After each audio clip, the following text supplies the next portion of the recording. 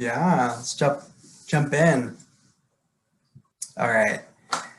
So hi everyone. Thank you for joining us today. I am Joey Posada. I use he, him, or they, them pronouns. And this is my colleague Penny Maybe. She uses she, her pronouns. Our colleague Janelle Hull, she, her pronouns, is also joining us today, and she will be supporting as technical support.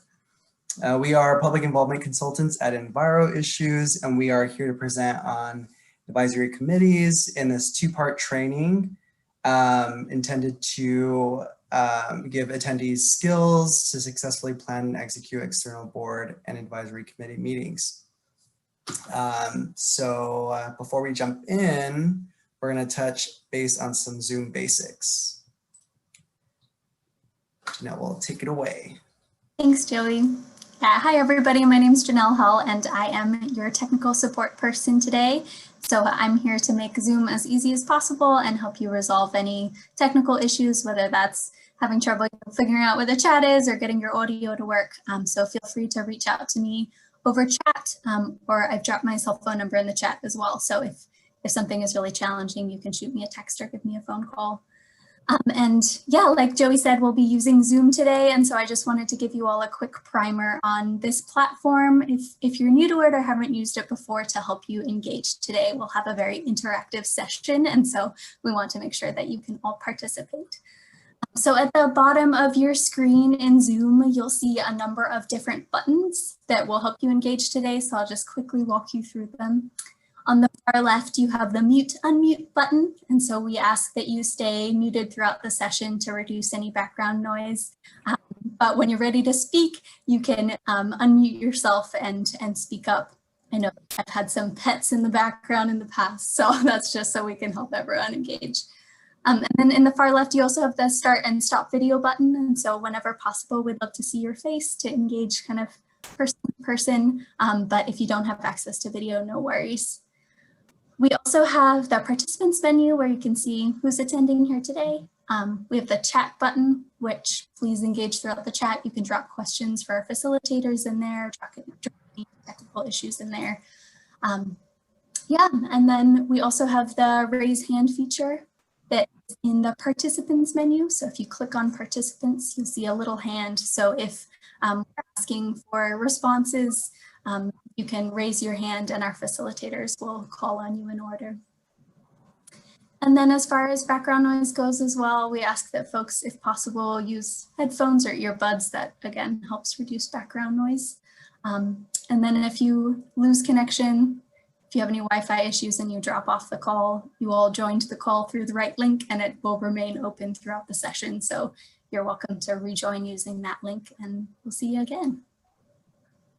I think that covers it for me, but thank you all and feel free to reach out if you have any issues. Thank you, Janelle. Anything to add, Penny? No, we did get a question about will we make the slides available after the presentation, and we will. I answered that in the chat. And we will use the email that you used when you registered. So that's how we will get them. Other than that, no, I'm ready to rock and roll. I hope everybody else is as well. Awesome, thank you. All right, so today in part one of our advisory committee training, we will discuss the context, so some of the guiding rules for STF, STIF, and just having the commissions.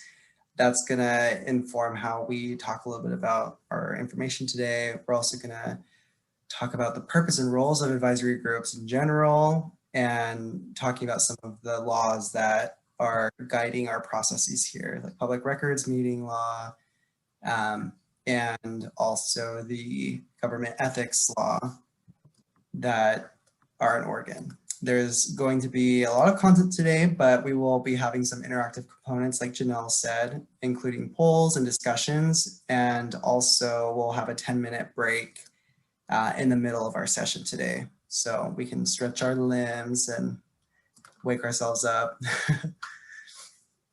The next slide talks about our desired outcomes for today.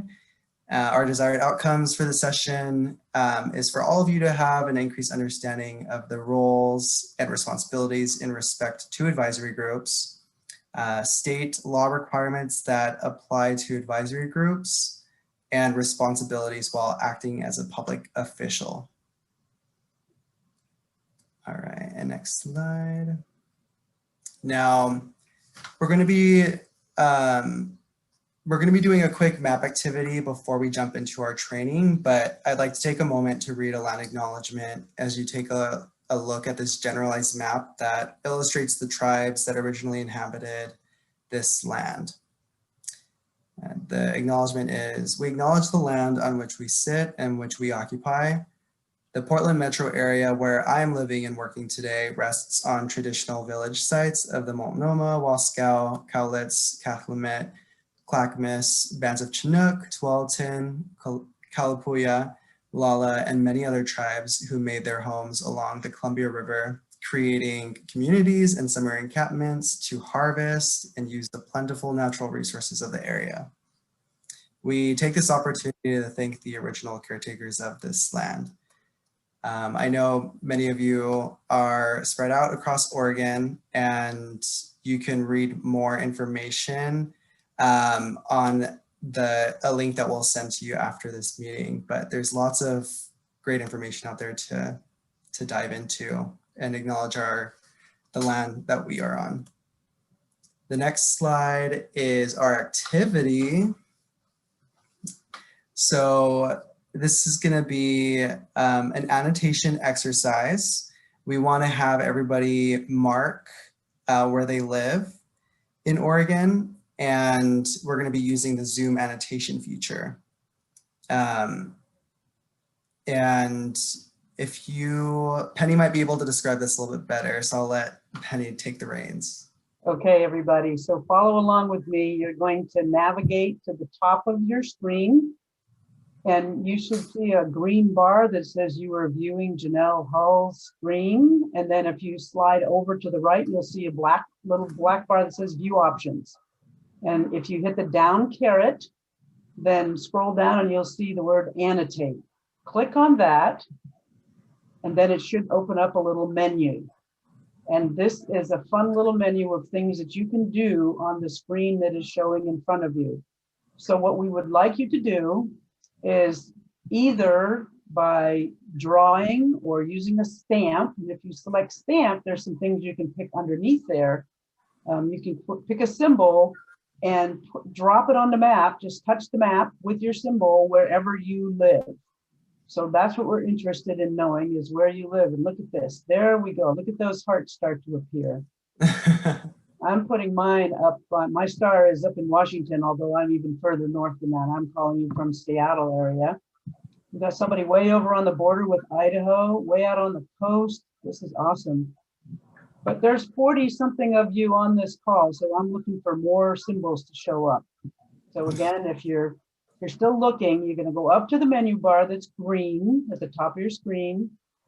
Go to view options, hit the down caret, and then look for the word annotate. Hit that, select that word, and it will give you the little menu. Then you can go to stamp. If you select that, it gives you some options for how you can make your mark, so to say. So we've got lots of people down on the border of California, border of Idaho. We've got quite a few in the Portland metro area and along down the I-5 corridor, the coast. Quite a few here right in the central part of this state. We're doing well. This is good. As you can see, we're covering most of the state, except for that down in that southeast corner, where there's not so many people, a lot more critters. Okay. All right. I think that's probably about enough time, and I will turn it back to Joey. Thank you. Yeah, this is so neat. I just love seeing all the representation and our little Oregon community. So thanks again for participating and joining us today. Going into the next slide, we are starting our section on the context, which Penny will will lead. Okay, all right, so let's get into some content here. So today we're focusing our attention on 3 different types of advisory committees associated with 3 different kinds of groups of programs. We have the Statewide Transportation Improvement Fund, fondly known as STIF. We also have the Special Transportation Fund, also known as STIF. And boy, that wasn't confusing for me at all. No. And then we have special transit districts or special mass transit districts. They're both, I've found them both, but when I tried to acronymize them, I did not like STDs, so I put the M in there. So you'll see it acronymized as SMTD, just because I didn't think any of us wanted any STDs. So here's an opportunity. So you all said you said you're not all familiar with Zoom, so we're going to try another thing here. I'm going to ask you a question, and if it applies to you, I would like you to raise your hand. And the way that you raise your hand is to go into the participants list. So if you look down at the bottom of your screen, you should see participants. And then if you go down there, I believe that's where I find the raise hand. I think that's where you find the raise hand option. Or if you back out of participants and go back to your menu at the bottom, there's also all the way to the far right a little button that says reactions, and you can select from your reactions. So you can either raise your hand. Yep, John's got a reaction going for us. Thank you, John, for demonstrating. Okay, so you can either raise your hand or you can use a reaction, and I would like to know how many of you work within the Statewide Transportation Improvement Fund context? You have something to do with the STIF. Okay, I see 1, 2, 3, 4. 1, 2, 3, 4, 5, 6. Yep. Okay, so that's not unfamiliar to you. All right, so you can put those back down. And when you use the reactions, they go away after a little bit. Okay, good. If you use the hand, you can put your hand back down. How many of you are working within the context of the Special Transportation Fund, the STF? How many of you? Okay, couple. Yep, 3, 4, 5, 6. Oh yeah. Okay, so that's not unfamiliar territory. Okay, great. We'll let those go away. There they go. All about the same timeline. Okay. And then lastly, how many of you are working with a special transit district or a special mass transit district? Anybody? Yep. Okay, good. Yep. Rebecca. Okay. Jeff. Great. Okay. So that's the territory that we're going to be talking with today. So let's move along here and let's clarify what exactly that we're talking about, because other than being a great acronym soup, and could I have the next slide as well? I'm going to skip right by that one. Other than being a great acronym soup, there's a little bit of differences between these.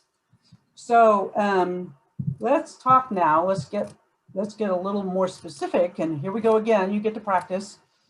How many of you have any role or participate in an STIF advisory committee? So now I'm not saying do you just work in the STIF context, but you're actually doing something with the STIF advisory committee. Okay, I see quite a few. All righty. How about an STF advisory committee? Still see some. Oh, there's one. Okay. And special transit district advisory committees? Anybody? Yep. Okay. All right. So does anybody want to talk about what role they're playing with the advisory committee? What's your purpose with the advisory committee? Anybody want to talk about that? You can throw your hand up, I'll call on you, and then you can unmute yourself if you do. So those of you that said you have some role with the advisory committee, anybody want to talk about that? Melanie? I administer our STIF and STF committees for Lake County. Thank you, Melanie. So I convene them. Great. Oh, great. Excellent. Thanks. Anyone else? Yeah, Derek. Yeah, so COIC, it's our intergovernmental council. So we manage all of the qualified entities advisory committees. So that's in our regions, Deschutes, Jefferson, and Crook County, and the Confederated Tribes of Warm Springs. So it's a little different than working with the mass transit district. because the money basically comes to the counties directly. And then we have each of those advisory committees, but it's a regional system. So we've got to find a way to also work with everyone together in kind of a joint fashion. And so I think that's one of the, challenges, when you have, separate QEs through your transit network. So I don't know, maybe we touch on that today or not. But that's my experience. Okay, and I'm going to go to Kim. Hi, I am the co-chair of the Crook County, as previously mentioned by Derek, Stf Advisory Committee. Okay, all right, excellent. Great, well, looks like we have some things to talk about and some common ground there. So if I could go on to the next slide, please, Janelle. We wanted to talk a little bit about what each of those is, because not everybody knows what, I'm sorry, Janelle, back up one slide, please. I got ahead of myself. Thank you. Just so that everybody knows what we're talking about, the Statewide Transportation Improvement Fund is relatively new in the scope of things, and it's about funding to expand public transportation for accessing jobs, improving mobility, relieving congestion, and reducing greenhouse gas emissions around Oregon. And not to be confused with the Special Transportation Fund, which has been around since the 1980s, I believe, which is specifically for support for transportation services for people who are senior and people with disabilities of any age. And then we have our special transit districts, and these special districts are funded, and funding is a difference here. They're funded either through property tax revenues, fees charged for customers for services, or a combination of the two. And they definitely are districts that provide public transportation services that connect regions. So STF, and special transit districts. All right, now we can go on and talk about advisory committees with each one, because they have a little bit of difference in what they're supposed to do. May I have the next slide, please, Janelle? Thank you. So for the State Transportation Improvement Fund, and I struggle over these all the time, so I'll just say STIF. As you can see on the screen, they have some specific rules about the advisory committee itself. And the purpose there is to assist and advise qualified entities. And the things that they're advising on is prioritization of formula projects. Formula is one part of the funding. Deciding whether to fund discretionary projects, looking at opportunities to coordinate STIF projects with other programs. So there's that coordination piece.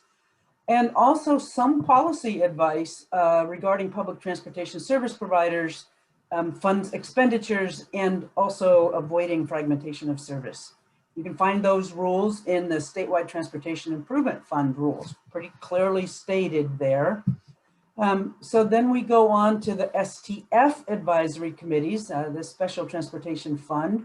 The purpose of this advisory committee, or this kind of committee, is to represent the people who are served by the STF program, to consider how the STF funds should be spent, and to give whoever the governing body is some information about the special transportation needs so that decisions are made in a fully informed way.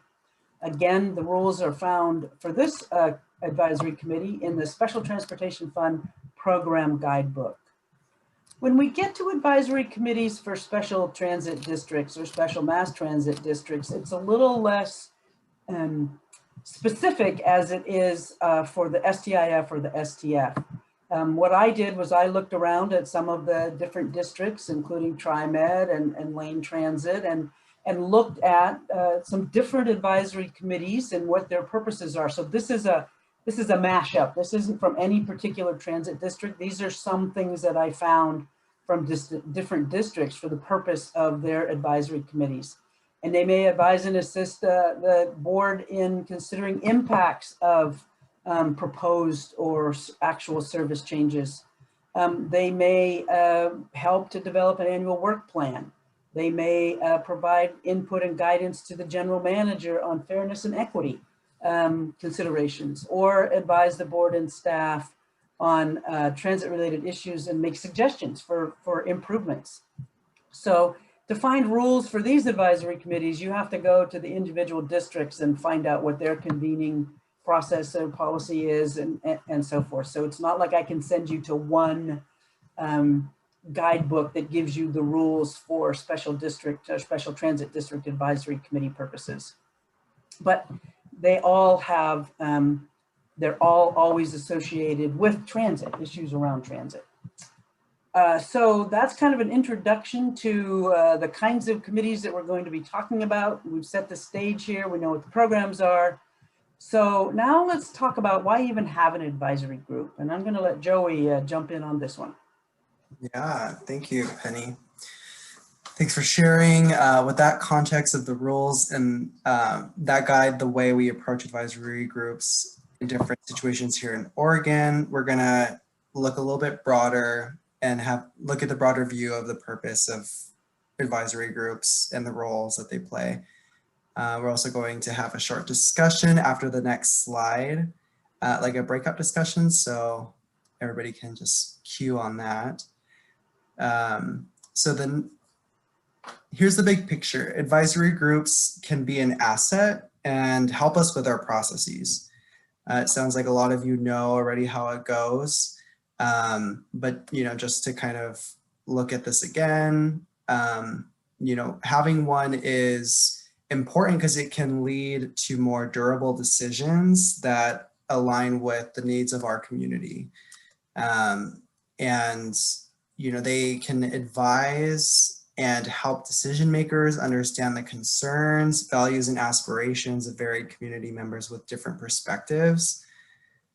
They can also ensure independent views on the subject matter at hand, which can provide an informed view of potential benefits and impacts of decisions that otherwise wouldn't be observed or discussed. And this is important because a lot of the time we try to have representation in these committees and having a wide range of community members with different interests, but are all there for a similar purpose. And having that is just invaluable. And a few things to keep in mind as we work with these groups is understanding the group's purpose is really important. Just for general alignment, and it really helps things run smoothly. And these also, I think, apply to just how functional even team meetings are internally. Like if we have meetings in our day-to-day work, if we have an understanding of what that purpose is, it's really helpful, and it helps people stay on track. The second one I have here is identifying your role and what is expected of you is also really important. Having an idea of if you're convening or if you're staffing the advisory group. Another question you could ask is, are you a decision maker that will be advised by this group? So this is important because it also helps you come to the space to ensure that the purpose of the committee or the group is being met, and how you can contribute in the ways that you need to. And then the third thing I have here is respect for people and process. This is important because working with an advisory group, as many of you know, that it can be really complex and a lengthy process, but the results will be well worth it. It's important to hear the various perspectives. It's important to have people dig in deeper into some of the conversations that are being had. And it also really helps the public be engaged in a different way, and helps different communities and groups have that representation that I mentioned. So with those overarching things in mind, we're gonna go to the next slide, which is our discussion. Hey, Joey. Yes. Sorry to interrupt, but before you go on there, can we stop and answer a question that we got in the chat? Oh, sure. Kathy asked if we are considering Transit District Board of Commissioners as advisory groups or only subcommittees. And that's an interesting question because I think you could say that a Transit District Board of Commissioners could be a decision maker. So in that case, they wouldn't be an advisory committee, they're a decision-making body.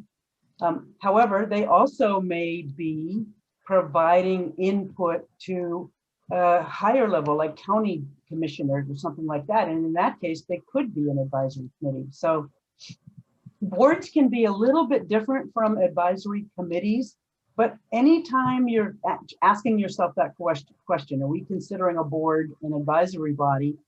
Think about what's their purpose? What were they chartered to do? What was the reason they were brought together?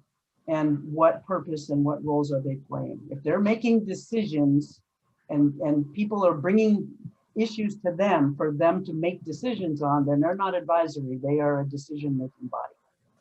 But if they are providing their perspectives and their advice on to a higher elected body or some other body, then they might be an advisory group. So it's not a straightforward question. So I would have to leave that up to you with what do you think about your Transit District's Board of Commissioners? Are they an advisory body or are they a decision-making body, or do they play a little bit of both? So I hope that helps, Kathy. Oh, Joey, back to you. Yeah, thank you for that clarification. That's something I miss is having that understanding of the advisory piece versus decision making, and how those all kind of come together. So thanks, Penny. And as we go on to our breakout discussion, here we're gonna break out into small groups, and we just want people to openly chat about and share your best experience with an advisory group. What made it such a positive experience? And if you don't have any direct advisory group experience, think about when you saw a team or a small group work well together. So yeah, just Janelle's gonna send us out into small groups, and we're probably gonna have about a 12-minute time frame to discuss and share. And then we'll come back and have a few minutes for volunteers to report out any fun or interesting experiences. Thanks, Joey. So I will set up breakout groups now. You should all get invited to go to a breakout room, and you just have to say, okay, just click okay or whatever it says, and off you will go. It's the magic of Zooming. All right, opening rooms now.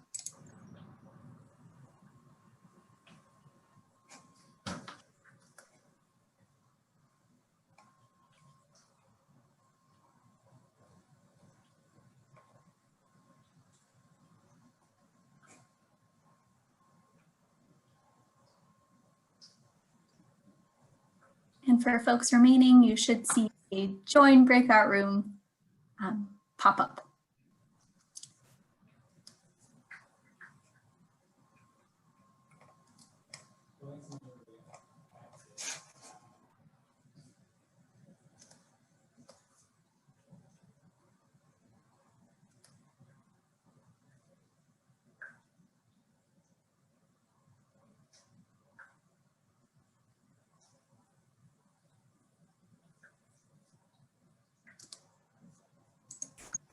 For folks left on the call, does anyone have any issues seeing that join breakout room pop up?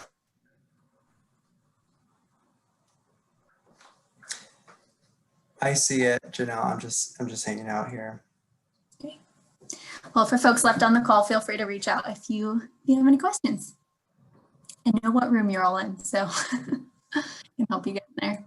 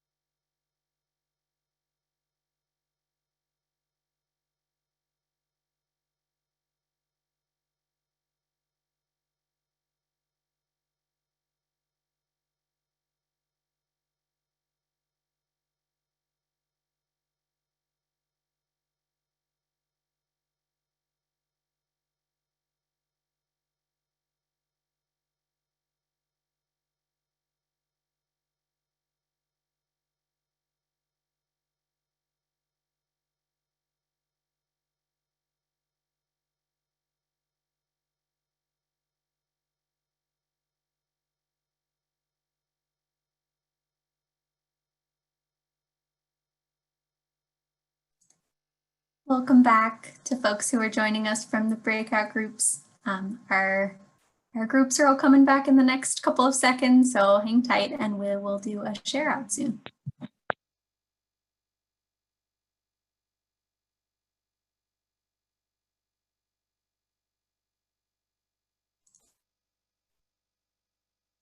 All right, Joey, everybody is back. Welcome.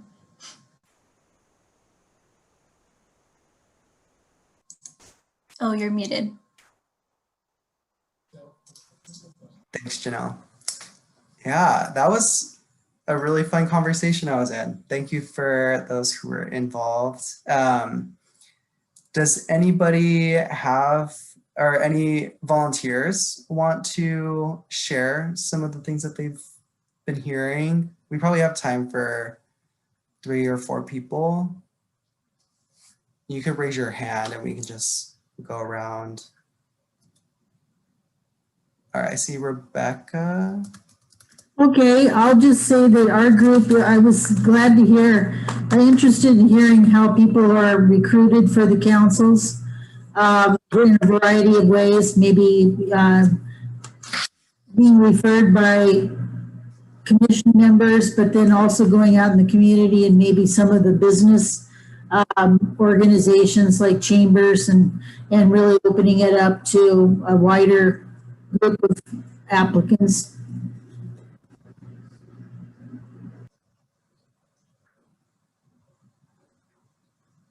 Thank you.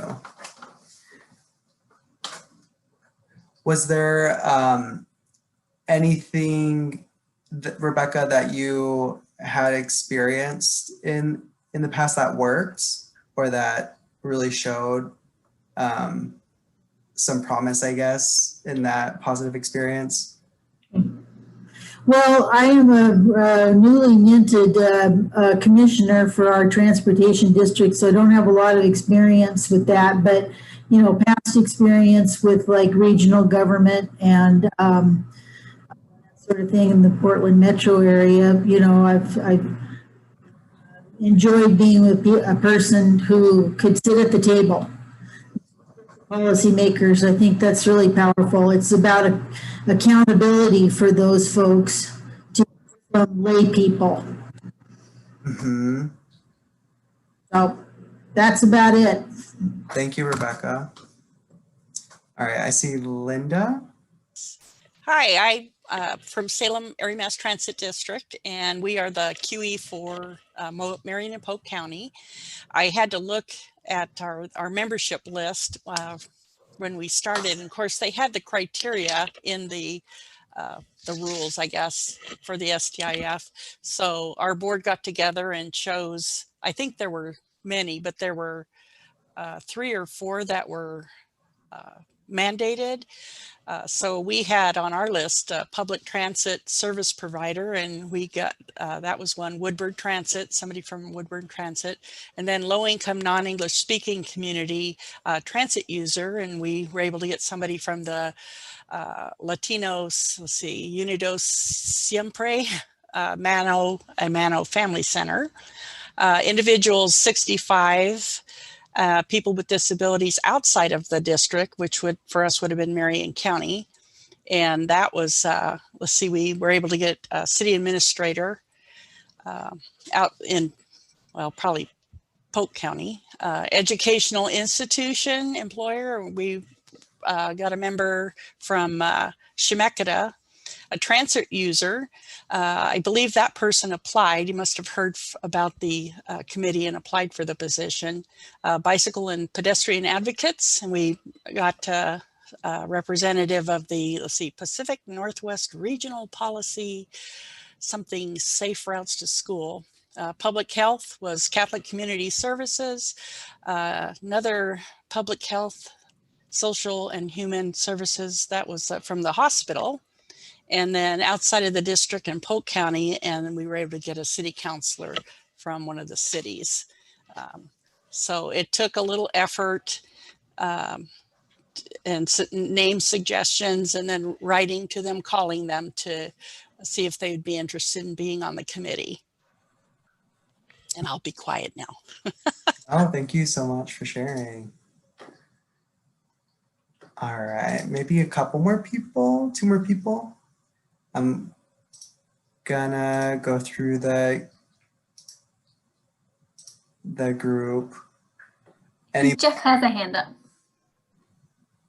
Who? Jeff Hayes. Oh, go for it, Jeff. All right, so good discussion in our group. I shared with how lucky I feel we are at our agency up here in Astoria, Clatsop County. We have a fantastic transportation advisory committee that was born out of the original STF committee, and then expanded that to incorporate Stif also. So we just have the one committee, and it's an absolutely fantastic committee. When we prioritize things this last biennium projects for Stif, I gave them the information, and I did not lead them down to what I thought should be priorities. They were the ones that were able to prioritize things. My favorite story to tell about that is at the end of the day, when they were done with their work and made their recommendations to our board, they all applauded themselves, and one of the members even started crying because she realized the impact that the Stif expansion was going to have across the county, not just the group she was representing, but she realized it was a game changer. We had a discussion in our group from one individual that talked about, it's their advisory committee that they're on is sometimes challenging getting some people engaged. Some of the people just kind of sit back and listen and aren't really part of the conversation. So we talked a little bit about some strategies with that. And then also another person talked about, the importance of the chair of the committee, making sure that the conversation keeps going smoothly and efficiently, doesn't go off into the weeds. And then also making sure that everybody is participating. Oh, and then if some people, like right now, tend to be long-winded and maybe making a suggestion or whatever, that chair can summarize what they said and shorten it down. So that's it. Awesome, great. Yeah, sounds like a good discussion. All right, and then I have Cynthia Thompson sent a message out. I'll read that. I think as transit managers, we have an opportunity to recruit advisory committee members who are people of color and marginalized populations to serve on our advisory committees. After the racial equity session this morning, I'm going to look for potential committee members, candidates that meet this criteria. Awesome. Yeah, I think that's super important. Intentional representation is key here, and really trying to center that conversation on lived experience and valuing that as much as other people's contributions is just as important. Thank you for sharing, Cynthia. All right. Anybody else? Any last minute thoughts before I move on?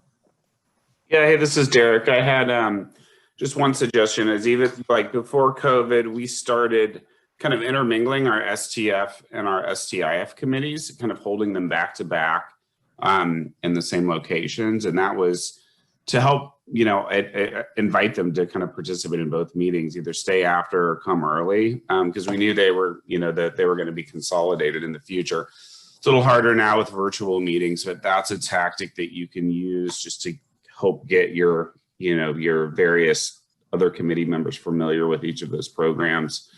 And then the other thing that we did is, when on our larger Deschutes County Advisory Committee, we had a 2-hour meeting, and I think we had 60 something Stif projects for the advisory committee to prioritize. And we realized that was going to take a lot of time. And so we actually sent the project list out ahead of time with some scoring instructions. We had everybody just score them, so then we can kind of present the results and the ranking and not have to go through that whole process of ranking, 60 something projects. So we'll have fewer projects next time, but that was a big time saver for people to do that in advance.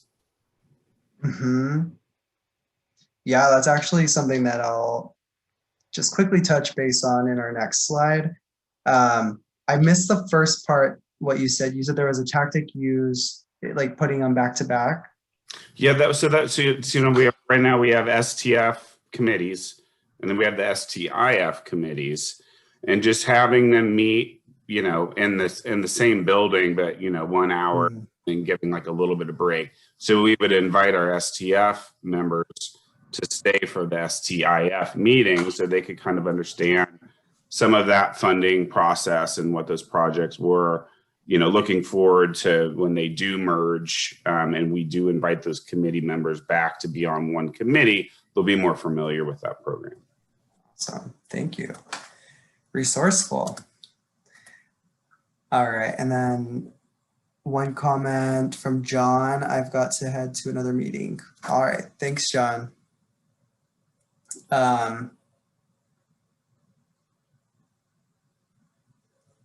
Awesome. Cool. Well, thank you for sharing, everybody. I think that was a really productive conversation.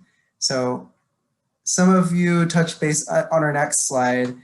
We have some best practices. That this is not an exhaustive list of our best practices, but these are some things that are pretty helpful in a consistent space. Let me just get to my notes really quickly. So yeah, a few of you touched base on some of these things, like providing materials in advance and, like having accessible meeting opportunities, like having back-to-back like meetings to share information. But I'll just go down the list here quickly. But the first one, and most of you might know some of these things, but just kind of really pointing them out, because these are really important pieces for a functional space. But the bylaws and charters, if they're clear, if we develop them to be clear in the beginning, it's very helpful to guide the conduct of a group for the entirety of the duration of that group. And some of these elements could include purpose and tasks, membership, roles and responsibilities, meeting frequency, and even like how the decision process works. And so, yeah, this is definitely something that sometimes people might make them a little bit more brief, but I think more detailed the better. It just helps in general with processes. And then going to the second one is just providing materials in advance, like we said. At least setting the agenda ahead of time will be helpful, because it allows members to prepare for discussions. It just helps meetings be more productive. To what we just talked about, sharing information ahead of time to get people just really engaged, and that way they're a part of the conversation too. When they get to the meeting, they can share their thoughts. They're more excited because they're prepared and they're not caught off guard by any of the material. The next one is promoting discussion and interaction among members and staff. And this allows for dialogue and for people to learn with and from each other. We want to avoid all information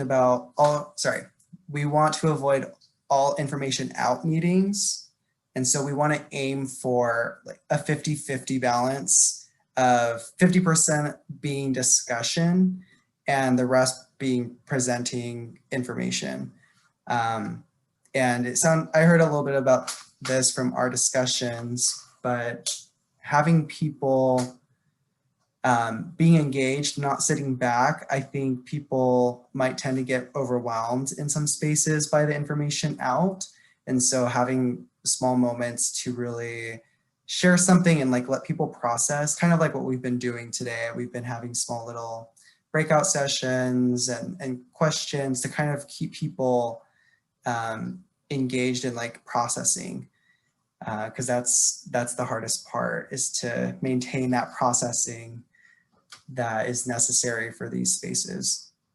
And then just really quickly, the last two. So providing accessible meeting options. You know, we're in a time of working from home and Zoom heavy meetings, which can be really hard for people. I know I struggle with constant Zoom meetings, but it's just the new normal. So figuring out how people are coming to the space and what kind of barriers that people might be facing in terms of participation because of this digital avenue that we're in.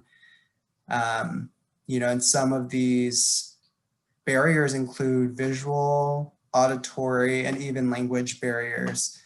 And this is where we want to ask the members and even maybe or of course the public, but figuring out where, what kind of accessibility needs people have. And, you know, we have to ask ourselves if accommodations are necessary and how we're asking people and how we're making those available.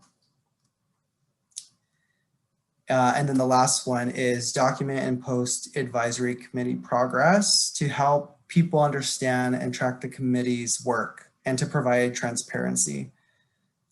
So this is important, just having like timely updates on these things. You know, this is helpful for everyone. It includes staff, members, and the public. There's alignment and it helps people process together. This looks like meeting agendas, materials and notes that are available for public review online or in other accessible formats. And I have a note here that the qualified entity, which Penny touched on earlier, should retain public records for 6 years to comply with Oregon public meeting rules, which we'll get into in a few in the next section. But those are some, you know, very basic best practices. And going to the next slide, Janelle, we have, you know, our part 2, which we hope that all of you can make. But part 2 of this training is where we're actually going to go deeper into discussing what convening, planning, and facilitating advisory groups looks like. I know a few of you mentioned that that's what you're really interested in. And so this session is definitely more of that contextual, like foundational information, and then we'll get deeper into some of those components. But we all have to have that common understanding before we try to execute best practices. But yeah, our next session is October 27th, the next week on Tuesday from 9 to 12 p.m. All right, and then our next slide is our break. We are plowing through this and we're actually ahead of time. So go ahead and take about 10 to 15 minutes and stretch your body, get some life into those limbs, and, you know, run to the restroom. But feel free to turn off your cameras and stay muted during this time. But we'll reconvene at 2:15.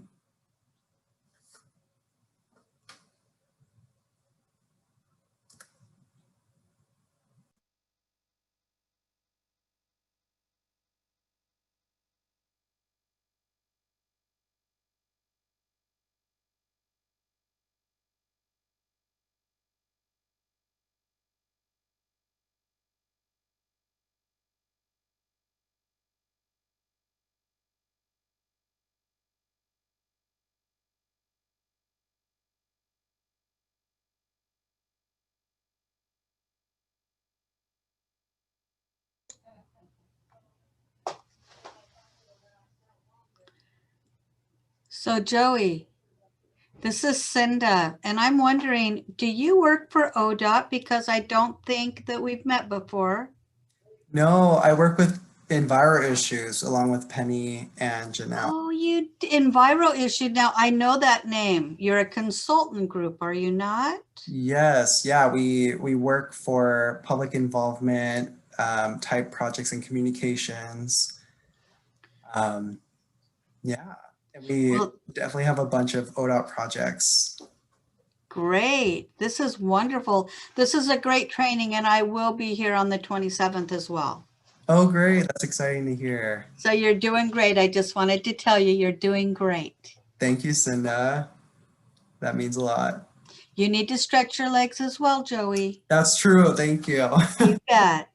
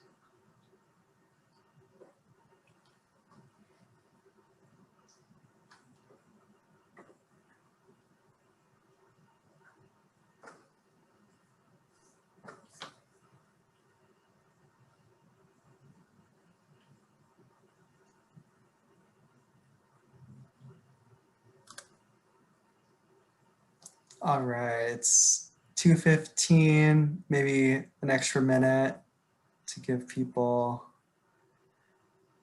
a chance to roll back from their snacks and stretching.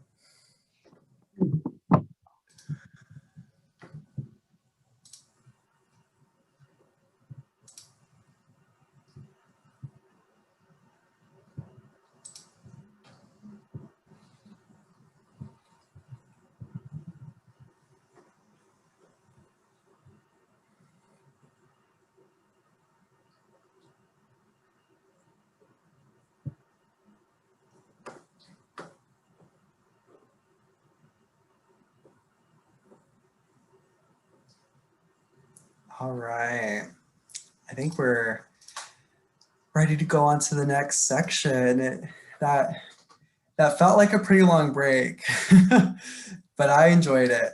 I hope everybody else did too. Okay, shall I Yeah, take it Penny, away, take it Joey? away. What was that? Shall I take it away? Yes, please do. All right. Okay, everybody. So are you ready? We're going to move on to the really sexy part of our training. Woohoo! I mean, who doesn't love talking about the law, right? Well, let's start with a little bit of a poll here. And one of the things that we're trying to be very intentional about is showing you different ways that you can make an online meeting a little bit more interactive. So we snuck in an introduction to Zoom and some different Zoom pieces just to get you thinking about that if you're facilitating or planning advisory committee meetings. So the next up, we're going to try a little poll. Janelle, we're going to move on to the next slide. And here's your poll. So it should be appearing on your screen. And the question is, which laws apply to Oregon Public Advisory Committees or boards? And you can pick all that apply. Public meeting law, public records law, Oregon government ethics law, or the law of diminishing returns.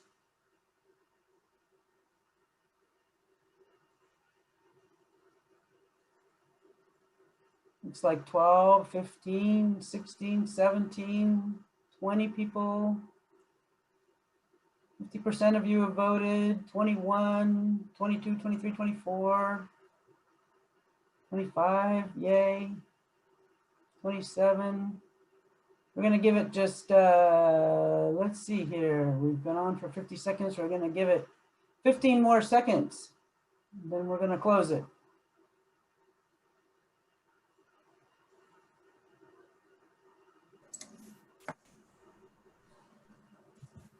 All right, I'm closing the poll now. I beat you to it. Oh. I love having control too.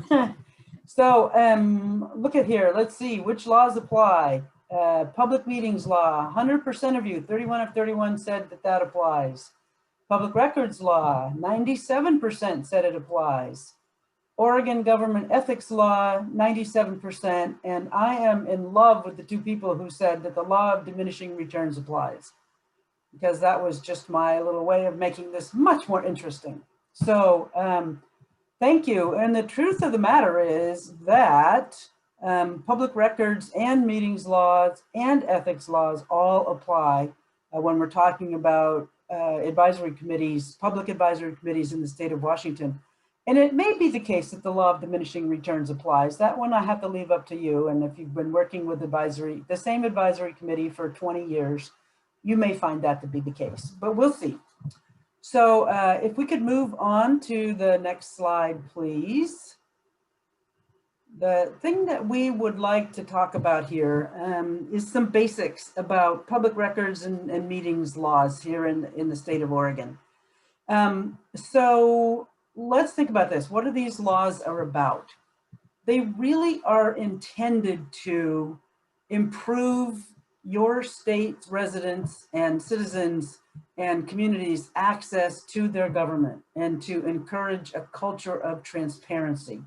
But what is so important about transparency? I think that this really, really helps people recognize that things are happening. They have a right to know what's happening, And in particular, folks have a right to know how their government is working and how their government is spending money.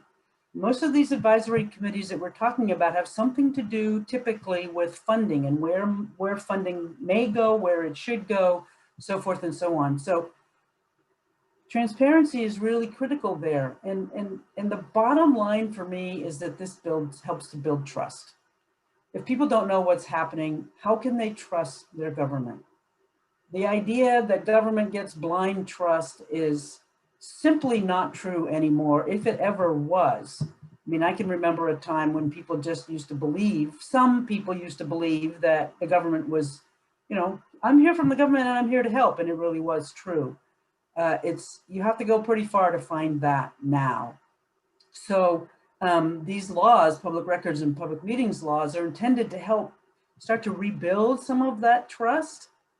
It also, the public records law sets some timing expectations. And this again is about responsiveness. So if I ask for a public record and you don't respond to me for a month, 2 months, 3 months, 4 months, 5 months, where's my faith in government? Where's my trust? So again, setting these timing expectations is to build in required responsiveness to help people see that when they ask for something, they will get it. So again, right back to that trust.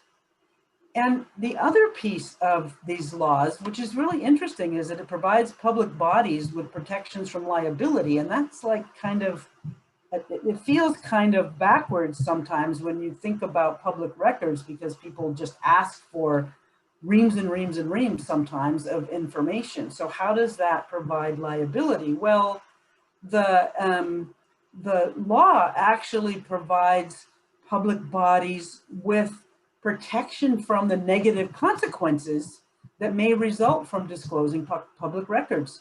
So there's this balance point of, yes, we should be transparent and provide everything so that citizens can see and community members can see what's happening in government, how decisions are being made, where money is going, and so forth.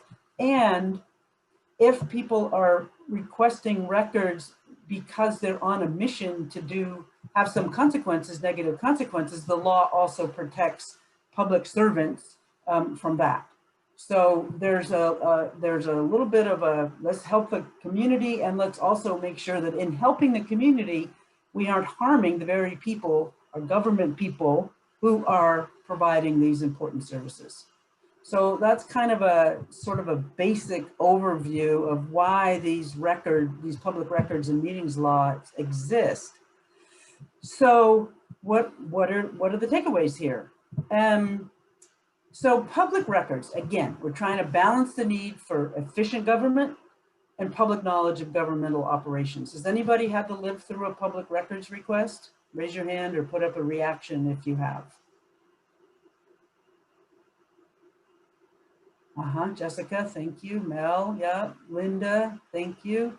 Anybody want to share anything about that experience? Was it easy? Was it hard? Was it painful? Was it expensive, time intensive, resource intensive? Jessica says not fun. Yeah, I mean, but why do people do public records requests? What's in it for them? Why do they do it? Anybody have a thought? When there's a legal issue, you have something you have the paperwork to back it up. Mm-hmm. Right. Sometimes public records requests are simply because people don't think they're being told all of the story, the true story, you know, understanding what's happening. They don't trust what they're seeing, what they're reading, what they're hearing, right? So again, we're trying to balance this need. So who's subject to the law? This is a tricky one. Not so much, really. It applies to every public body. Every public body, and that's defined in ORS 192.410 subparagraph 3. And it includes the state and any agency thereof, and that can include advisory groups. If it's convened by a public body, then it falls under the Public Records Act. Okay? So how does it work? Every person has a right to inspect any public record of a public body in this state. There are some exceptions. They probably make sense to you. Exceptions could be active criminal investigations. Communications between government officials and government lawyers. Notice government officials and government lawyers, right? So you can't just blindly say attorney-client privilege. You got to be careful there. So when people are saying they have the right to inspect any public record, what does that mean? That's anything, any writing that contains information relating to the conduct of the public's business. Can be handwriting, can be printing, can be photographs, can be letters, can be maps, can be files, can be electronic recordings. It can be chat sessions from a Zoom meeting. I mean, you really have to, in this new world of digital meetings, digital communications, we really have to stretch our brain to be thinking about what is a public record these days. And in any time you're typing something in and sending it to someone else, regardless of the platform you're using, it's a public record if you're working in a public environment. So that's something to really be thoughtful about, because your chat sessions, if you do team meetings, any of those kinds of things, those can all be requested as a public record. So it's just something for you all to think about as you're moving forward. So that's public records. What about public meetings? Okay, so we bring these advisory groups together, right? They're subject to public meetings laws. And what does that law do? It, again, it opens up decision-making by the state's public bodies. And it says all meetings of the governing body of a public body shall be open to the public, and all persons shall be permitted to attend any meeting except as otherwise provided in the public meetings law. And that law is ORS 192.630 subparagraph 1. So again, we're talking legal things here. This is not an option. This is not a choice. These are things that you need to really be aware of when you're dealing with these advisory committees and their meetings and so forth. This law, also the public meetings law, doesn't just have to do with who can attend, but it's also how do they know that a meeting is going to happen.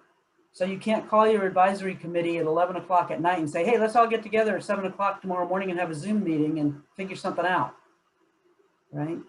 Because why? Anybody? Anybody have a thought? Why can't you do that? Not good It form. violates public meeting laws. You have to give at least 48 hours notice for a regular session. Yeah, right. It's about public notice. It's about giving your community members the ability, their right to know what's happening, to observe if they want to observe, to see what the agenda is going to be so that they know whether they want to observe or not. Are they interested in, are there topics that are there of interest to them or not? Also, where are you going to be meeting? If you're going to be meeting in person, if you're not going to be meeting in person, how are you going to be meeting, right? What's the link to the Zoom meeting or the link to the GoTo meeting or the link to the Teams meeting? However you're doing it, whatever platform you're using, how can people attend that meeting virtually or in person? Where must it be? Also talks about that your location can't, and your meeting attendance, your meeting subjects, none of these can include any discrimination based on race, color, creed, sex, sexual orientation, national origin, age, or disability. So I think Joey talked about accessibility earlier on. I mean, that's something that you always need to think about, not just in in-person meetings, but also in your digital, your virtual meetings. You may get somebody that says, I have visual impairment. I want to review all the materials. Have you made all of your materials accessible? Can they be easily read by a, what's that called, Joey? By a screen reader. And there are certain standards for screen readers that can then read something so that a visually impaired person can hear what is going on. There's some requirements about public meetings. One of them makes me laugh because it says the meeting has to be under control. The presiding officer is authorized to keep order at a meeting. I love that, right? The presiding officer. And when there will be public participation, they can determine the length of time people may speak and in what order the testimony will be taken. So there are some things that you just need to think about. You can limit the amount of time people have to speak. What would be a valid reason to do that? I don't want to hear from them? That's a good one, right? Anybody got a valid reason why you would limit the time that people can speak in a public participation session? Keep the meeting timely and organized. Keep the meeting timely and organized, right? What if you've got 100 people that want to speak? You got to give them each 5 minutes? That's a 500-minute long meeting. Might just exceed your time that you really wanted to be in a meeting, right? So number of people can also be a determinant. You could set a standard that for each meeting, you know, city councils do this all the time, right? If you look at their agendas, they have public meeting sessions. They set rules and things for their meetings. That's all in accordance with the public meetings law. What about executive sessions? So advisory committees don't typically have executive sessions, but some of your boards do. And that goes back to that question earlier, where are we talking about a board of commissioners as an advisory committee or as a decision-making body and so forth? Can that body go into executive session? And an executive session, for those of you who don't know what that is where they're saying we have to talk about confidential nature, things of confidential nature, and so we're going to go into a session on our own without public observation. Everybody familiar with executive sessions? Like I said, it doesn't typically apply to advisory committees, but it may apply to some of your boards. You can go into executive session and close that to the general public. Not funny enough, it's not closed to the media. The media can attend. They may not be able to report on it or report it, but they can attend. So there's nuances to these rules, and the reason that in these laws, and the reason that we bring them up and go over them is because they apply to what you're doing with advisory committees. And for those of you that are new to this, some of you have been doing this a very long time. For those of you that are new to this, this matters. This really matters. I mean, I'm always of the opinion, as someone who deals with a lot of advisory bodies and so forth, that there's two parts to the advisory committee process. There's the outcome. What are you hoping to get from your advisory committee in the way of advice? And then there's the process. What process are you using to convene, to run your advisory committee, to make it predictable, and to engage the community in your advisory committee? So there's outcomes and then there's process. And these public records and meetings laws really go to your processes. What processes are you using? And I always say, if I'm going to make a mistake and I'm going to have somebody get mad at me or get mad at the committee or get mad at the sponsor or whatever about what's going on, I would rather they be mad at the outcome. I don't want to give them grounds to be mad at the process. Because to me, fulfilling the process rules and requirements means that you're trustworthy. You're demonstrating you can be believed, that you are going to do this in a straight up, straightforward way, and the community can trust that what's happening with this committee, with this board, whatever, is, beyond, above, it's being done properly. How's that? And people can trust that. So I'm all about building trust. I'm always, I think it's because I have a background. Before I was a consultant, I worked in local government, and I didn't like it when people didn't trust local government. And so I was always on a mission to build trust. And somehow that's stuck with me through many, many years. So that's a pretty good overview of the public records and the public meetings law and why it applies to you. There's another part of this too, and I'm going to let Joey take this part or help you with this part, which is acting as a public official and what are the things to know. And it's not that I'm letting him doing, I don't know why I use that language.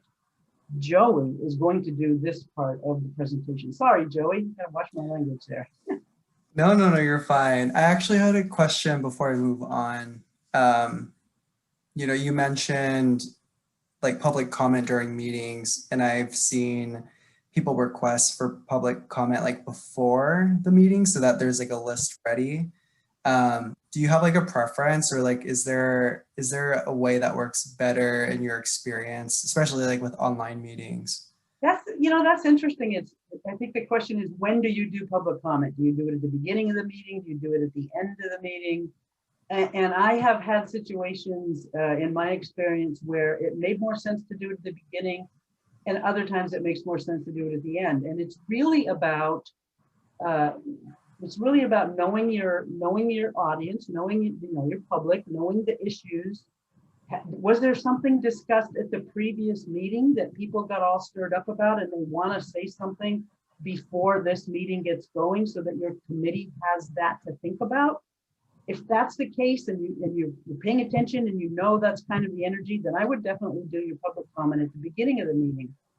If in another way, you're going to be sharing some new information and the committee's going to be hearing it for the first time, the public that are observing are going to be hearing it for the first time, you may want to have your public comment at the end so that they have the benefit of hearing that information and their comments can be cogent to what's discussed. Another one is you might want to think about convenience for the community. Maybe they don't want to stay through a 2-hour meeting that started at 7 o'clock at night and was past their bedtime or past their kids' bedtime. So maybe you want to have the public comment early in the meeting so that they can make their public comment and then they don't have to stay for the whole meeting. So there's a lot of things to balance there. So Joey, I don't think there's a best practice other than to say, be really aware of the context of the meeting, the context of the topics that are on the agenda. Have they been talked about before? Is there a history that people may want to comment on in order to help inform the committee's discussion?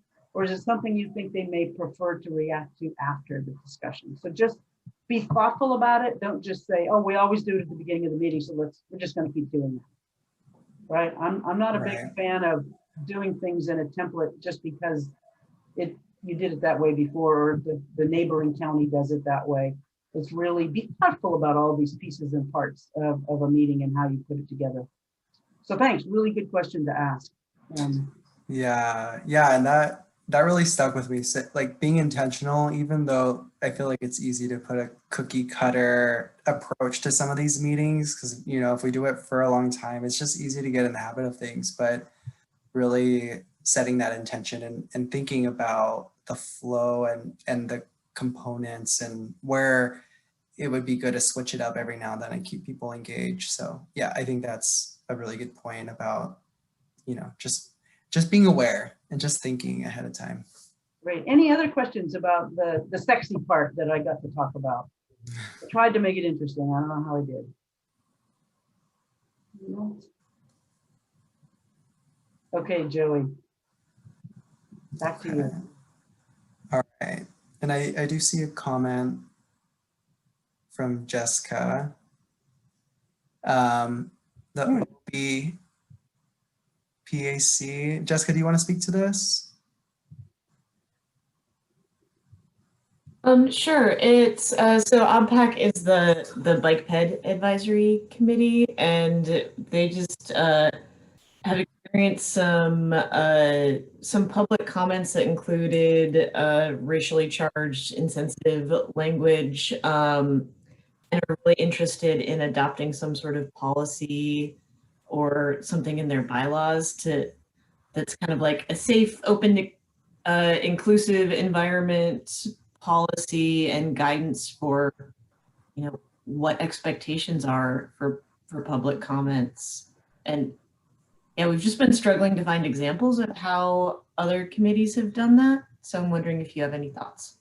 Yeah, I'm thinking that I've been to a couple of council meetings where I've seen that on the agenda. So let me rack my brain a little bit and shoot me your email in the text in the chat, and then I'll be able to send you some examples if I can dig some up.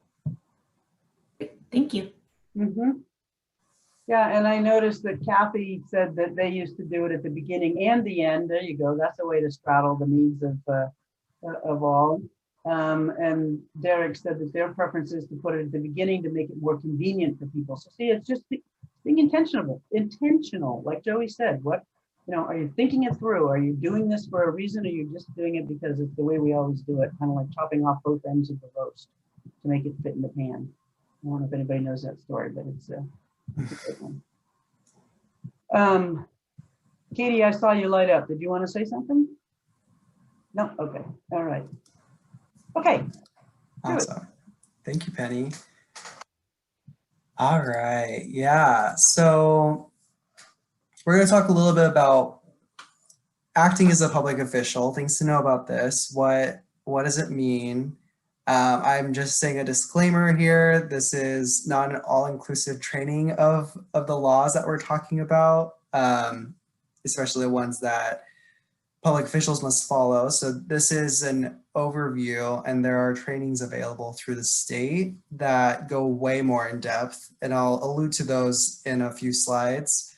But this is just, this training is just supposed to, remind you and like inform you of what's out there and what you just have to be conscious of, and just, make sure that you're really following the laws, because it's sometimes people don't even know that they apply to them. So yeah, that's kind of where I'm coming at from today. If we go to the next slide, we're going to be starting off with a poll for this section, like the last section. We wanted to ask you all if you are acting as a public official, if you are an unpaid volunteer. Sorry, let me rephrase that. You are acting as a public official if you are an unpaid volunteer for a state, county, or city agency or special district. True or false, or maybe.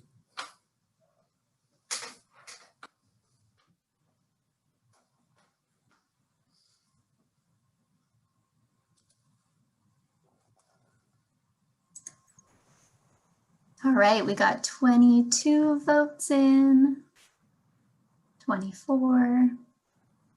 So I'll give folks another 30 seconds to get their votes in. Thanks, Janelle.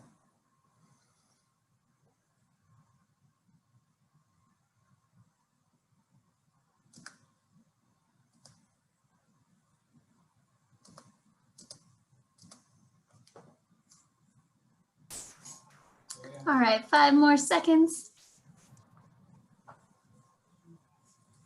Great, ending polling.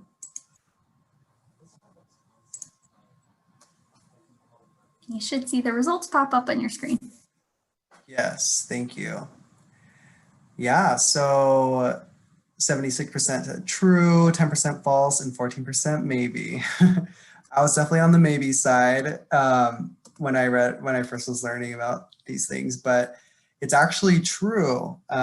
You are acting as a public official if you're an unpaid volunteer for an agency, but there's some, like if you're volunteering as if you're picking up litter, or you're helping with public lands, scheduled community cleanup, or buildings or grounds, that's not considered a public official. But if you're participating in any way or helping, like if you're a part of an advisory board, you're likely volunteering your time, and you are acting as a public official in that sense.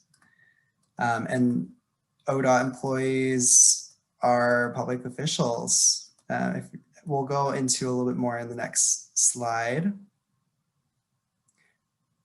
So kind of, the definition of what a public official is, and as defined in Oregon ethics law, which is what we'll get into in the next slide, it defines public official as any person who is serving the state of Oregon or any of its political subdivisions or any other public body as an elected official, appointed official, employee, or agent, irrespective of whether the person is compensated for the services. So that's just a lot of legal jargon, but basically, yeah, if you're participating in any way with the agency, for the most part, you are a public official. And, you know, there's like a list right here that I have. So if you're elected or appointed to an office or position with a state or county or city government, you are a public official. If you're elected or appointed to an office or position with a special district, if you're an employee of the city, state, county, or special district, unpaid volunteer for a state, yeah, it just keeps repeating. And then anyone serving the state of Oregon or any of its political subdivisions, like I said. And an example of this is the State Accident Insurance Fund or the Oregon Health and Science University. So yeah, there's, going into the next screen, we pull this definition and this information from the Oregon Government Ethics Law, which is the Oregon Revised Statutes, Chapter 244. And public officials must abide by this law. These laws prohibit public officials from using office for financial gain and require public disclosure of economic conflict of interest. So a little bit of detail about that. You know, this law applies to all elected and appointed officials, employees, and volunteers at all levels of state and local government in all three branches of the state. And it also requires designated elected and appointed officials to file an annual disclosure of economic interest or sources of economic interest. And it also limits gifts to that an official may receive per calendar year. So yeah, these are really important things, but I feel like it definitely sounds like a mouthful, and it's a lot to remember. And so being aware of that as a public official, as employees of the state or acting in an advisory board or group, it's important to understand what these things mean. And then, you know, there's just like a lot packed into this law. And the guide for public officials, this is a resource that you can use, which was authored by the Oregon Government Ethics Commission. And this commission is charged with enforcing the government ethic laws. And, you know, they wrote this document to explain in understandable terms the requirements of the law above and the Oregon Government Ethics Commission's interpretation of those requirements. So yeah, people understand that this legal jargon can get a little complex, but there is this resource out here, and it kind of speaks to some of the common things that that public officials kind of run into.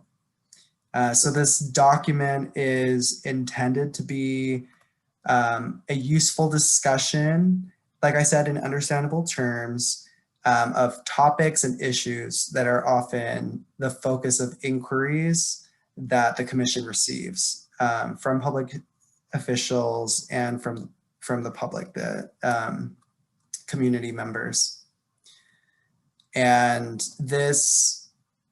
it also discusses liability. Any public official, business, or any person shall not be liable under this law for any action or transaction carried out in accordance with commission opinions set forth in this guide. So basically, if the things that aren't described in this document, or if somebody, sorry, I don't know how to describe this. I guess if you are experiencing something that's not listed in this document, then you don't necessarily have to worry about it. Like if somebody is having like bad manners, I guess, for lack of better words, in an advisory committee, this document doesn't guide how people should act or behave in a space. It does strictly speak to some of the financial gains and implications and how you're using public office to benefit yourself and the people around you.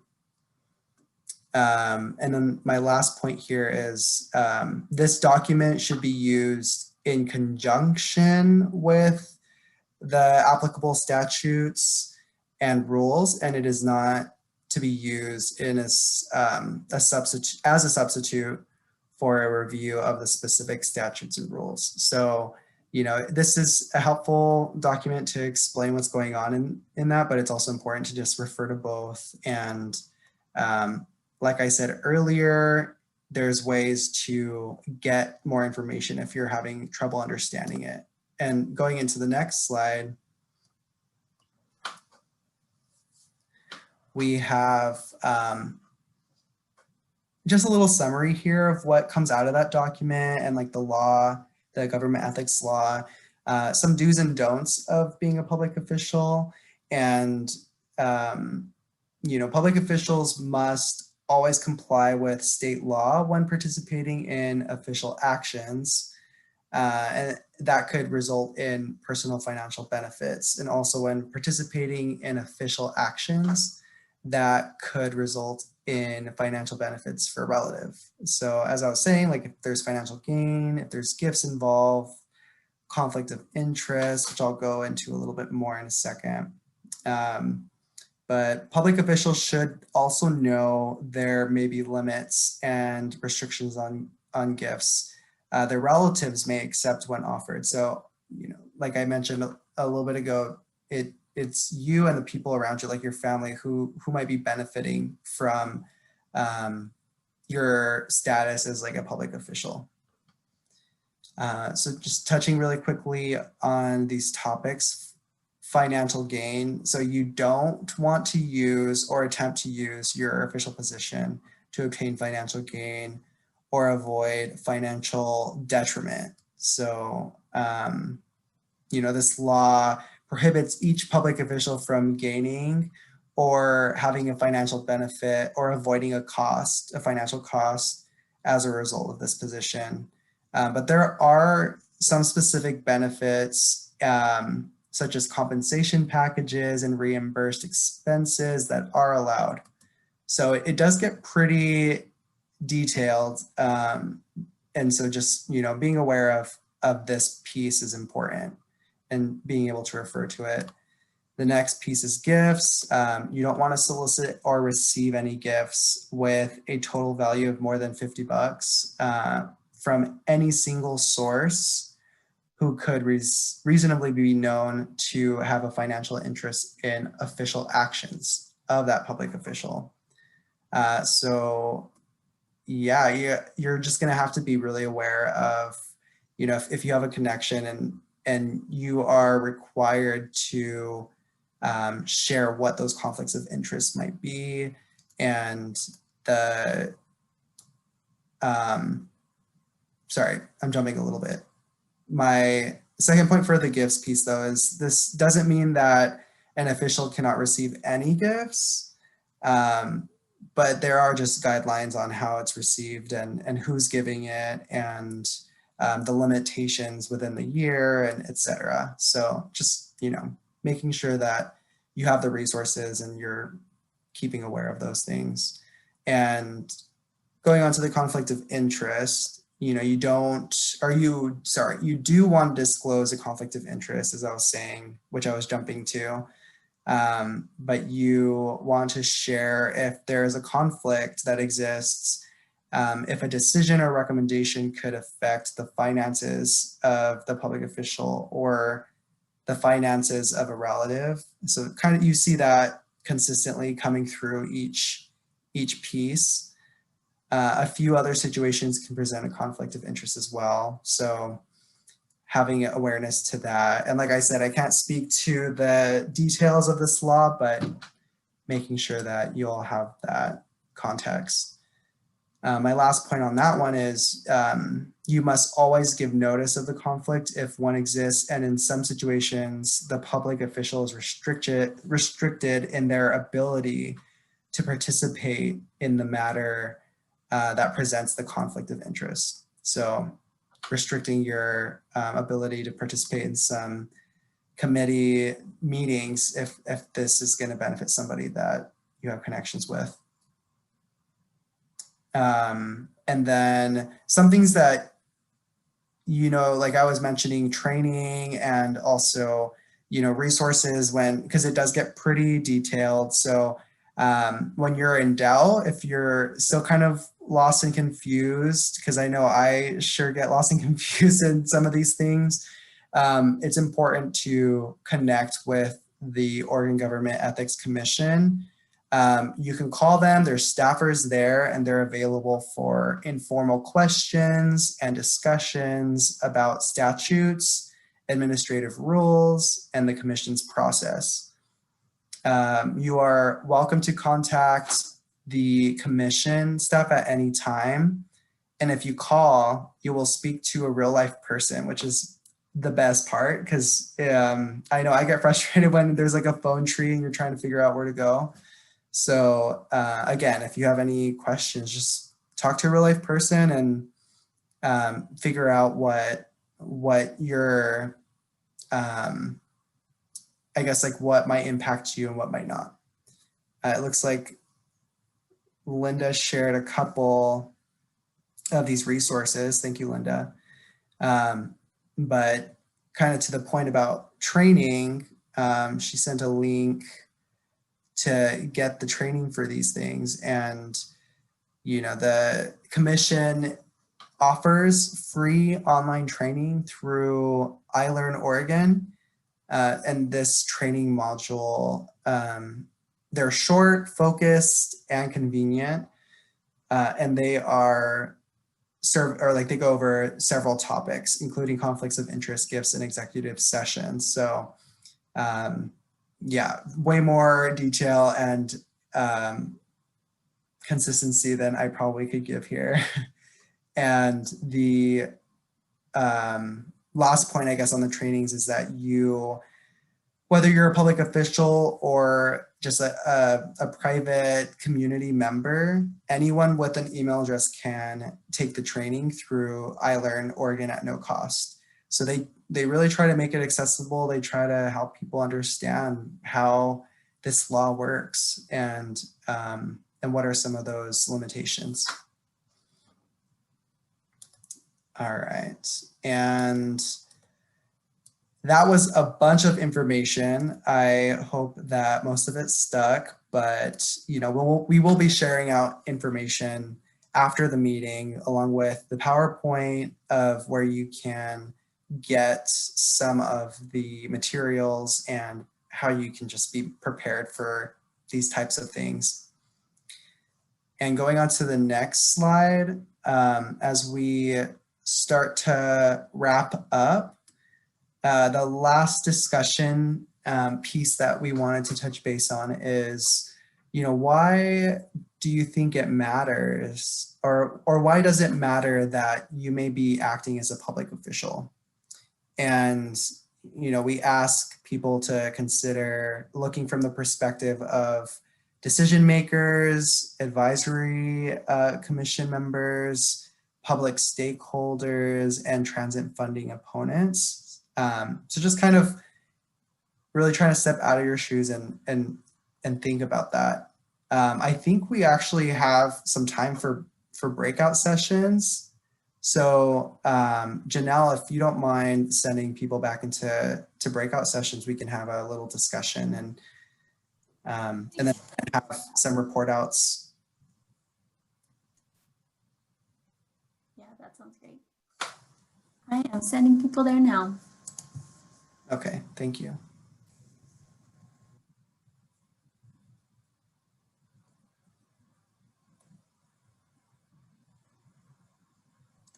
You should see a join invitation show up on your screen.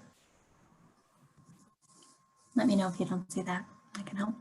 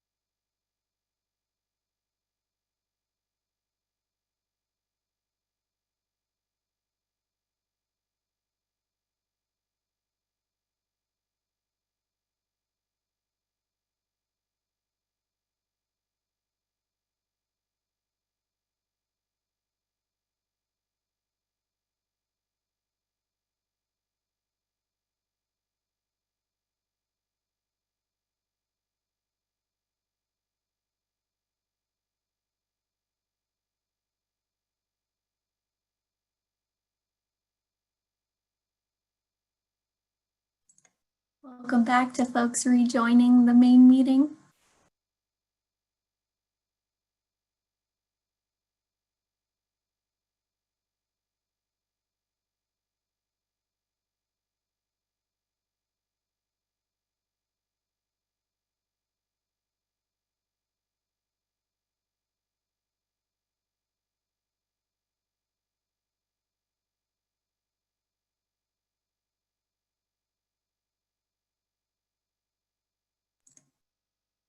All right, everyone is back.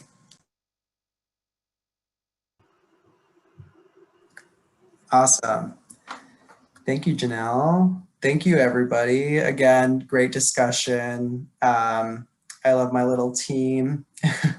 And yeah, anything that stuck out of people? Anybody want to raise their hands and share some big things that showed up for them?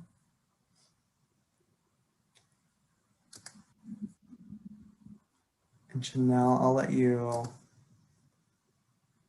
monitor. I feel like I'm really bad at seeing who's raising their hands and not. No hands so far, but I'll interrupt you. Okay, thanks.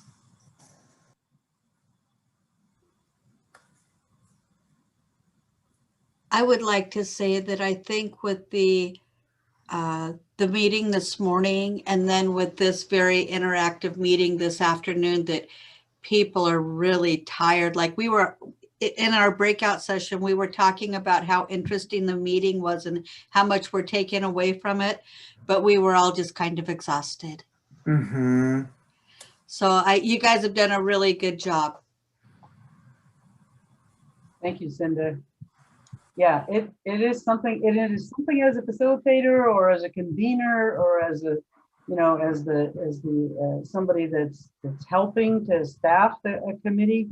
You have to think about this. You have to think about, you know, what's been going on all day. Do we have people in the evening? Are they, you know, beat up? Are they tired? Was there something really big that happened today that's taken their attention away? All of these things matter as you're thinking about your advisory committees. As a public official, it matters that you're demonstrating compassion, that you're demonstrating interest, and you're demonstrating that you're recognizing that your committee members and your publics are people, and that they're more than just a one-dimensional, this is the advisory committee that I work with, I show up, I meet with them once a month, and then I leave, and I never think about them again. So those are that kind of gets to that, you know, what are the intangibles that we want you to think about as you're thinking about being a public official beyond just the legal things and the ethical things? What are some of the other things that you need to be thinking about when you're serving in that role as a public official with advisory groups? What are your community members looking at? What are they hoping to see when they look at you as a public official? That's the kind of thing that we want to leave you with today, so that you know, it's, while the legal elements are important, you can learn those, you can refresh yourself on those, and you can monitor yourself pretty regularly. But when you're acting as a public official in the eyes of the community with the advisory group or with, you know, your observers or whatever, you're constantly being looked at and judged and assessed for how are you representing your agency, and really, truly, how are you representing government, capital G government? Because most community members, unless they're highly involved, they don't really make a distinction whether you're with ODOT or a county or a state or a city. They simply look at you as being from government. So you are putting life to their thoughts about how government officials act and behave and demonstrate, whether you're, you know, whether this is a caring organization or somebody that's just out to do whatever they do. So some of those intangibles that we were thinking about is you know, my big deal, of course, developing trust, demonstrating good behaviors, and also centering equity. And that's the opportunity, again, to make sure that, I'm thinking about Natasha's panel this morning, that we're centering equity in everything we do. And you can think about that as you're working with an advisory group. Mm-hmm. And to that point, Penny, Christina posted a comment and we were in the same group, but talked about how important it is to get perspectives from the voices that are often not heard, rather than the people who can always show up because of their privilege, particularly to like these advisory meetings, having public comment with a specific, generally like the same people kind of show up to provide those comments, and she wants to hear more about how people reach out to those who are more impacted, but not able or don't know how to have their voice heard. I can share with you a process that I'm in the midst of right now in convening an advisory committee to help advise an agency on where to site a solid waste recycling and transfer station. And as you can imagine, everybody wants one of those in their backyard, right? And citing those kinds of facilities has traditionally, in many, many years past, been the result. It's actually resulted in a lot of our environmental laws that have the equity and social justice requirements now. So what we've been doing is working with the sponsoring organization to convene this advisory committee.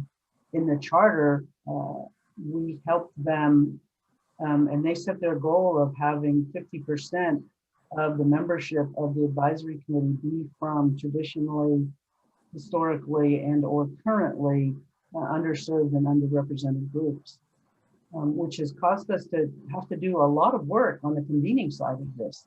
It's a difficult task to accomplish in the way we've gone about it. And we've not been 100% successful by any means, but we've been more successful than when you don't pay attention to it at all. Is we've been working with a lot of community organizations that serve these communities that we're trying to reach out to.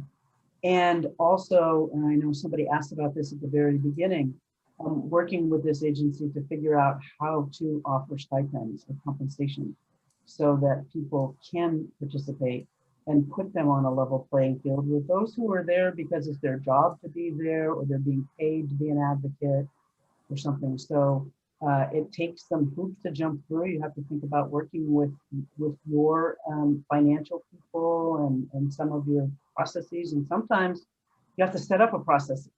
And that's exactly what this agency is doing right now, is they're setting their policy for who they can pay, how they can pay them, how they do it, what they can pay them for, and so forth.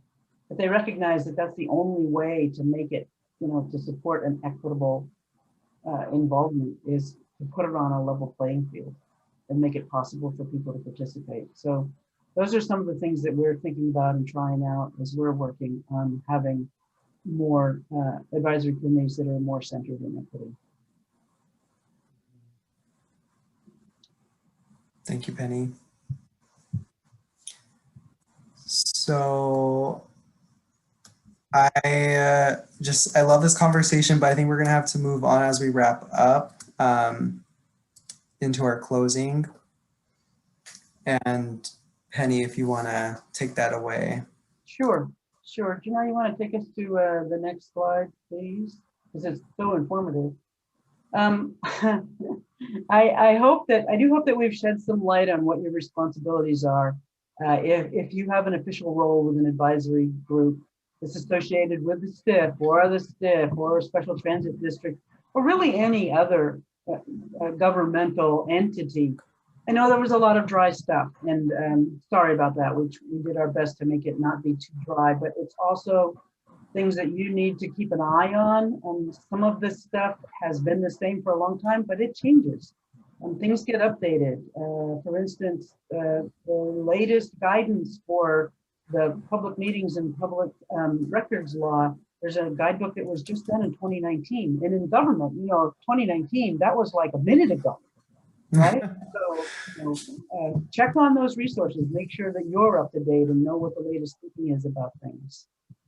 We wanted to help you understand your roles and responsibilities in respect to boards and advisory committees, and that's why we presented a lot of the legal stuff. We wanted, again, to make you rethink about, if you hadn't thought about them before, those requirements that apply to boards and advisory committees. And we wanted you to think about the fact that you're acting as a public official and that you do have some responsibilities and some requirements and some intangibles about how you need to be thinking about that when you're acting as a public official in front of community members, in front of people who may have never interacted with government before, and this is their first time. And so they're taking their cues from you and how you are. I think our last word of advice is if you're in doubt about something, don't guess, check it out. So when in doubt, check it out. Don't make assumptions. There are plenty of resources on the web. We found them. You can too, right? I didn't know all this stuff. I'm from Washington, so I had to get acquainted with Oregon requirements. They're not terribly different, but they are. We do want to check in with you and see how we did. We've got a couple of poll questions that we would like you to do. That's just a quick evaluation for us so that we know if we get asked to do this again, where, how did we do? Did we flop? Did we hit it out of the ballpark? So that we know to make adjustments if we need to. And I'm going to make a pitch. I think Joey's going to do it as well, but I'm going to make a pitch. I hope we see you again next week, because then we'll get to talk about the fun stuff about facilitation.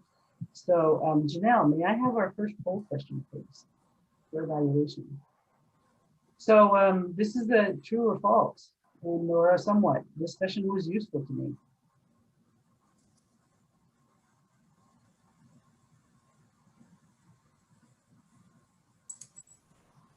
We've had some attrition. There's 32 of you now that are online. We're 21, 23. I'm going to give it about another 15 seconds.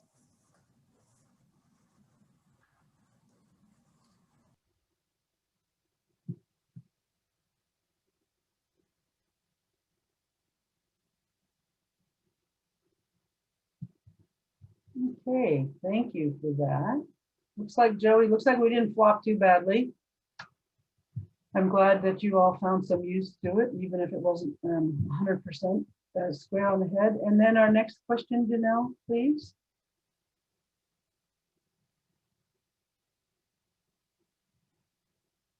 Did this session help you understand your legal responsibilities when working with advisory committees?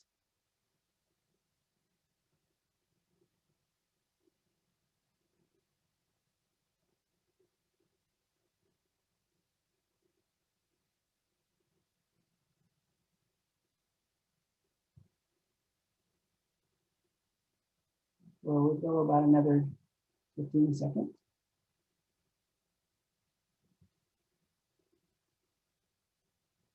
Isn't it amazing how long 15 seconds is?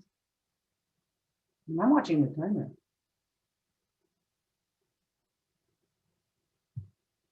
Okay, thank you very much. Again, Joey, I think we did okay. And I'm really happy to see that it helped you understand your legal responsibilities. That's what we set out to do. So does anyone have any last questions before we set you free from this long day of Zooming? Any last questions for us? Anything you hope that we'll cover next week on our facilitation class? You can throw that in the chat, or you can throw your hand up, either way. We have a pretty packed agenda for that session, but we're certainly open for suggestions as well. Okay, well, I think that we are at the follow-up slide. If I might have the next slide. I'm going to put up our emails, next one after that, right by that. If you have any questions or thoughts about anything you heard today, or you want to give us any additional feedback, feel free to jot down our emails. We're both at enviroissues.com, so it's P maybe or J Posada at enviroissues.com. And I would love to thank you so much for your attention through a great turnout, great session, and really important stuff, even though it's not always the sexiest stuff that we could talk about. I hope we get to see you next week when we get to talk a little bit more about the fun stuff of facilitation. And with that, I think we are good to go. Joey, any last words? Nope, that's it. We have one more slide, but that's, as Penny mentioned, it's for our training next week. So thank you, everyone. It was nice chatting and getting to know some of you. And I hope you'll have a good rest of your week. Bye. Thanks, everybody. Bye.